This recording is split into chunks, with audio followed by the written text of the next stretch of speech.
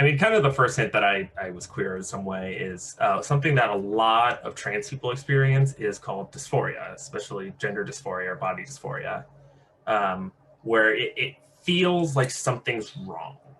That's the only way I can describe it. It's so hard to really relate because it's not a depression, it's not an anxiety, it's just this inherent sense of wrongness. Um, and so like I would grow up with that. Now that's something I remember experiencing as young as like 8 or 9 is like, I feel like a fraud. I feel like I'm lying to everyone. I feel like I'm not who I am, but I didn't know how to express that. And I didn't know what that meant to me. And I'd always watched like, I'd always kind of been into feminine stuff. Like I like dresses. Fun thing that I did a lot was I would go on YouTube and watch gender transformation videos of like just drawings of people transitioning from like a boy to a girl.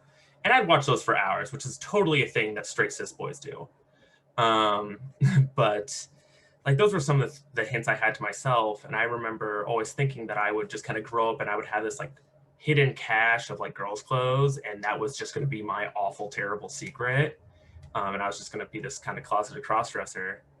Um, and because when I grew up, and I'm sure you can understand this, is in early 2000s and in the 90s, especially in comedy, trans women were not treated with the most respect if they were trans women at all and not just guys in dresses.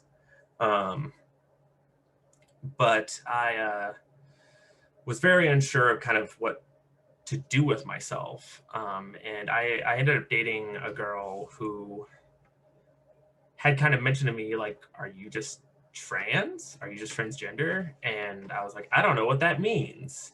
And I looked it up and I went, yep, that makes sense.